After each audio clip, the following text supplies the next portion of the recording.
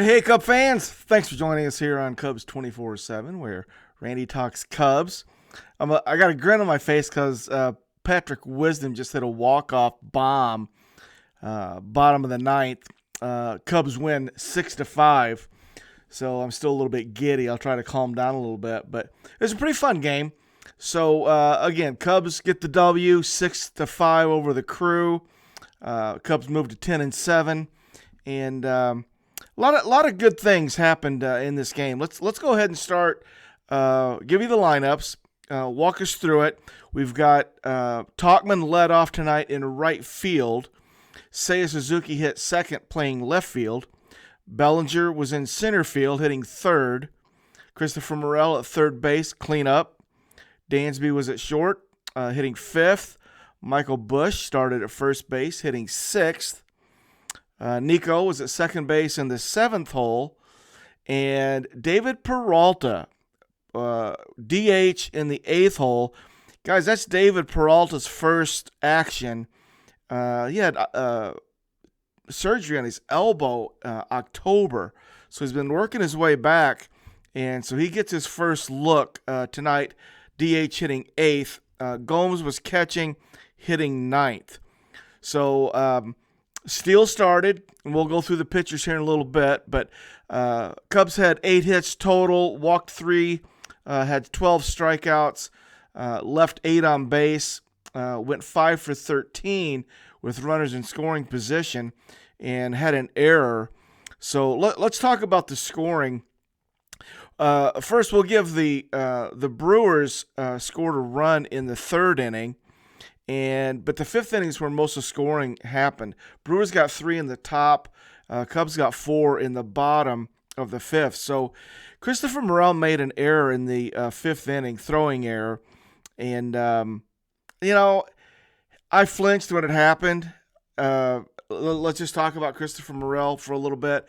The error tonight, it made me flinch. I sort of had a really negative reaction to it, like, And I catch myself now when I watch him every play. I'm sort of like, okay, right? You're just hoping that it happens. And the throwing error, his timing wasn't right. He took a little too long to get rid of it. By the time he realized that he was running late, rushed it, made a bad throw, and then Busch probably should have caught it.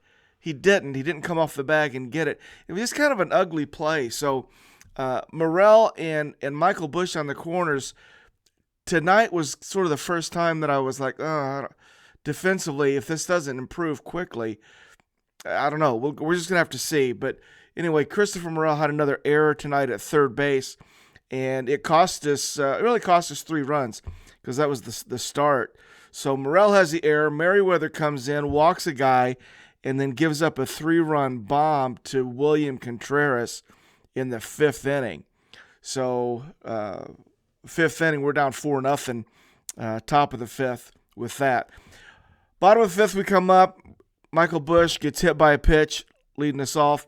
Then David Peralta comes up, has an RBI triple, hits the ball hard down the first base line. It goes, rattles around in the right field corner for a triple for David Peralta. Gomes came up and had an RBI single. Tauch singled. Seiya got hit by a pitch. Then Belli with a 2-run single to finish the scoring. So Cubs got 4 in the fifth. We got another one in the sixth. Peralta doubled, and Gomes with an RBI single to knock Peralta in. Peralta's double was a flare. It was a bloop double, I'll call it. Center field. Just sort of hit it off the trademark a little bit, and it landed in between the middle infielders and the center fielder coming in for a bloop double, but he was hustling. And then Gomes, just with 2 strikes, put the bat on the ball, hit a ground ball to the right of the shortstop. He just couldn't get there in time to make the play. So counts as an RBI double in the sixth. And we go into the ninth inning, tied at 5, and Wizzy, who came in, played third base, hit, I think it was a second pitch. Guy left it up and in, middle in, and it was a Wizzy is what it was. It was a bomb, no doubter, so a walk-off home run. So that's the scoring lineup.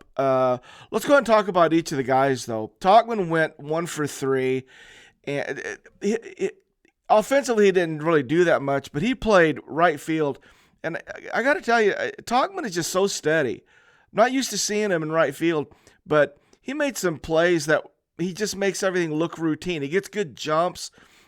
He covered a ball in the right center field gap, really smooth. Came in on one that was hit softly that a lot of outfielders would sort of hesitate on. He didn't. He comes right in. So Tauchman is really steady. I was impressed with just the way he looked in right field tonight. Steele played left field, did fine. He went 0 for 2, got hit by a pitch. Belli went 1 for 2 with that 2-run single in center field. Morel went 0 for 2 with a walk. But Morel hit the ball hard. His first time up, he goes 6-3, but he hit it on the screws line drive, and the shortstop had to make a pretty good play to sort of pick it. But he hit the ball hard, but finished 0-2. Dansby had a little bit of a rough night, 2 strikeouts, 0 for 3 at the plate. Bush was 0 for 2, but he scored that run after getting on a hit by pitch in the 5th. Nico Horner went 0 for 3. Peralta went 2 for 3 with the RBI triple and that bloop double.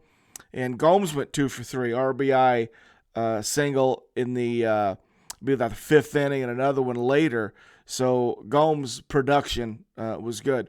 The players that came in for the starters, about the 6th, 7th inning, Miles Mastroboni came in and played shortstop. He got 2 at-bats and went 0 for 2. But his first at-bat in the 6th, he had a really slice the line drive to left field, and left fielder had to make a really good play. So he hit the ball hard. Wizzy came in, struck out in his first at-bat in the 6th, then hits that walk-off bomb. So he goes 1 for 2. Mervis, I got to tell you, Matt Mervis had 1 at-bat, singled. It was against the lefty, herky-jerky lefty too. So he's left on left, he's down 2 strikes, and this left-handed pitcher throws a fastball it's on the outside corner at the knees. It's down there. And Mervis went down and put the barrel on it, drove it to left field. Solid line drive. And when it happened, my first thought was, that's the best I've seen Matt Mervis this spring. That was a really good stroke. Tough situation. Tough lefty, tough pitch location, 2 strikes. He just barreled it up and shot it the other way. It was a really good base hit for Matt Mervis. Canario came in, got a 1 at bat. He hit into a double play. Alfaro came in and struck out. Bodie came in, got on base on an error to the shortstop, hit a pop-up, and the shortstop just dropped it. Strumpf came in, got a walk. Wyndham came in, got an at-bat, and he struck out swinging. And Wetzel came in, got an at-bat. He flied out to center field for 0 for 1. So that's pretty much the offensive group. I don't think I'm missing anything. So let's go ahead and talk about the pitchers. Steele started, he went 4 and was fantastic. Steele was he struck out 9. So 4 innings, he struck out 9, gave up 4 hits. He did give up an earned run, but 9 strikeouts. His breaking balls were nasty. In fact, I'm going to say he threw probably 6 of his strikeouts finished on breaking balls. His high heat, he was cutting it. He had some sink on his on the low one. It just really looked good. So Justin Steele looked like we hope he'll look for 4+ innings. He went 4+. Then Merriweather came in. And we had a couple guys that had a little bit of a bumpy run who haven't had any bumps in their road to this point. And Julian Merriweather came in, pitched an inning, pitched the 5th, gave up a hit, 2 runs, walked a guy, and gave up a home run. So he gave up that 3-run bomb to William Contreras. Got that off Julian Merriweather. So a little rough outing for Julian tonight. Quas came in, and I've been bragging about Quas's command. And rightly so. He's had good command, but tonight not quite the command that we've seen. So he pitches an inning, gives up 3 hits and a walk. gives up a run, had 1 strikeout. So Merriweather and Quas in the 5th and 6th had a little bit of a rough go. Mark Leiter Jr. comes in, pitches the 7th, gives up 2 hits, but he strikes out 2 to get out of it. Keegan Thompson came in and pitched the 8th, and I was literally getting ready to write down the 3rd strikeout. Struck out the first 2 guys, dominated him. Got the 3rd guy down 2 strikes, and I thought, okay, his inning's over. He was going to have a clean 3 strikeout inning. He ends up giving 2 hits back-to-back and gets out of it. So Keegan was real close to having a 3 strikeout inning, but ended up giving 2 hits. Then Luke, not so little, comes in. He pitches the 8th, and it wasn't perfect. He was really good. Strikes out 1. Lost his command on a couple of pitches and sort of had to regroup. So, but Luke looked fine. So the good news is Steele looked great. Mark Leiter Jr., Keegan Thompson, and Luke Little did pretty well. Julian Merriweather and Jose Quas had, to me, their worst outings of the spring. And but we ended up hanging on. So Cubs win 6-5. Fun game to watch. One of the first things that I thought to myself when I saw the lineup was, but this is kind of a close approximation about what a opening day lineup might look like, minus Patrick or minus Ian Happ. So talk in right field, but the talk was they were just giving Seiya a look in left. Regular season in this scenario, I imagine Seiya's back out there in right, and Talk is in left. But they just wanted to give Seiya some time in left field. And this David Peralta scenario, David Peralta is a 10-year veteran. He's got a lifetime average of 279. He was kind of a Cub killer too, with Arizona and with the Dodgers. So he looked good tonight. Hasn't played, had surgery in October, so he's just now working himself back. So I mentioned him in the roster analysis that I did 2 days ago, just not knowing. I didn't know when he was going to play, what was going to happen.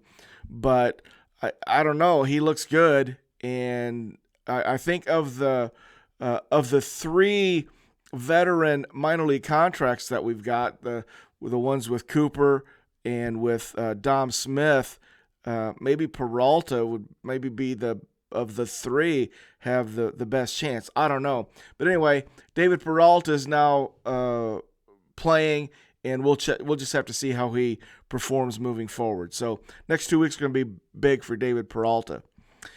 All right, I think that's it. If I'm missing anything, it's not that important. I'll catch it later. So, guys, I appreciate you checking me out here on Cubs 24/7, where Randy talks Cubs. Cubs again 6-5 over the Crew, and we'll see you tomorrow night. Go Cubs, go.